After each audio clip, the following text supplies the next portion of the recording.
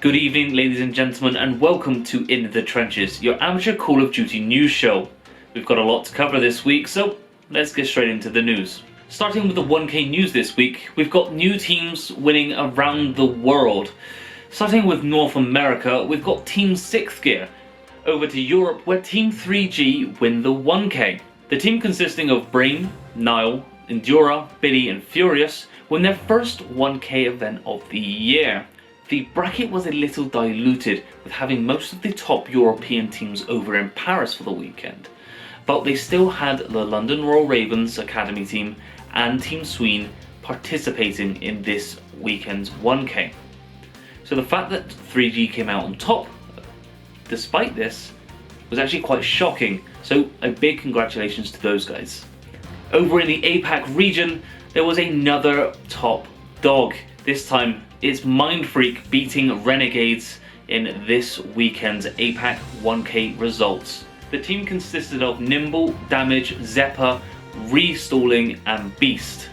So congratulations to those guys for toppling and beating the Renegades. Back to Europe, where there was a CDC Open event going on in Paris. There were 34 teams in attendance. Well, there were supposed to be 35, but Team Clash couldn't unfortunately make the trip.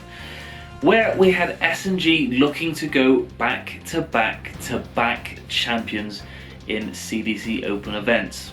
Prior to this event, there were a couple of roster changes, so some of these teams were going into this with very little practice. One of which was Team War, who recently dropped Moose in the likes for Nasty, who stepped in to fill his spot. And what a pickup that would be, because Team War ended up winning the CDC Paris Open by beating Singularity in a thrilling grand final. They didn't make it easy for themselves though, as they had to win back-to-back best of fives, and boy did they do so, winning the first best of five 3-2 and the second 3-0.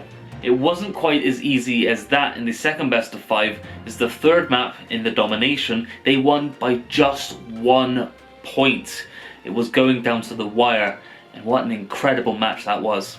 If you're a Singularity fan, it's going to be really disheartening for them to lose the back-to-back, and it's going to sting a little bit extra because Singularity actually beat Team War in the winners final just earlier on in that day, and the scoreline was 3-0. So for Team War to bounce back in such a fashion is really quite incredible. A couple of notable mentions go out to Team Elitist, who beat a stacked BDS lineup 3-1 to place in the top 4 for the CDC Open. And the second two obtained, who placed in the top 6, even though they dropped to the losers bracket early on. What makes this placement all more impressive is that they haven't been teaming for very long, so very well played, fellas. We'll look forward to seeing you play more in the future. Talking of CDC events, there have been 2 others that have been announced throughout the week, that being the Chicago Huntsman and the Dallas Empire. The Huntsman started things off with them announcing their event at the start of April. Now this was with mixed reviews, as many seemed that their pricing was a little patronising. The prize pot itself is $10,000, which is going to be a basic prize pot throughout the season.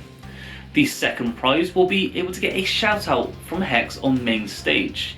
So that's pretty cool to be recognised by the man, the myth, the legend himself, so I think that's pretty nice. Now the next 2, I'm not too sure about.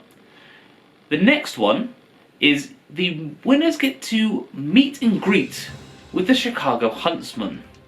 Now, that's going to be taken with a bit of pinch of salt, because most of these players, and the ones most likely to win the Challengers event, have probably competed with and against the Chicago Huntsman in previous years, and have most probably have already met them. Now the final one is probably the biggest kick in the teeth, because this is a 2 hours gameplay analysis by the coach of the Chicago Huntsman in Sender.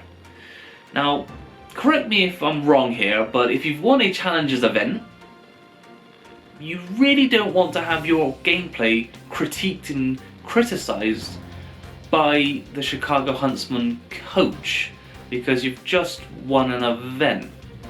and so you have displayed that you know the game and know how to play it, right?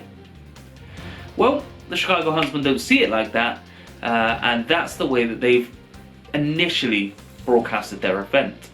Now, the last two would be fantastic for those low-end teams, not for those that have just won the Challengers event.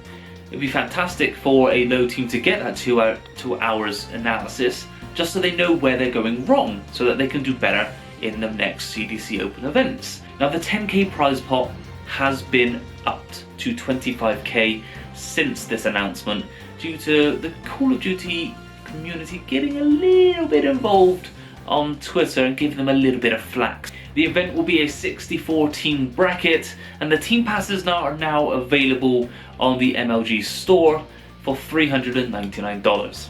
Straight after the Chicago Huntsmen had announced their event, the Dallas Empire struck back and announced their own. But they didn't add on any silly prizes. Their prize pot was immediately $25,000. Now, this event will be bigger. It's going to be a 96 team bracket, and the team pass will cost you $499. But that does include 6 GA spectator passes as well, and you can also get that on the MLG store right now.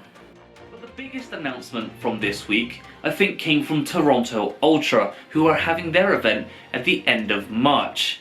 Now, those guys have gone and announced that their CDC Open tournament will be broadcasted and commentated, which is fantastic to hear and see, because we've been all begging for it all season long. So Toronto have finally heard. God bless those Canadians.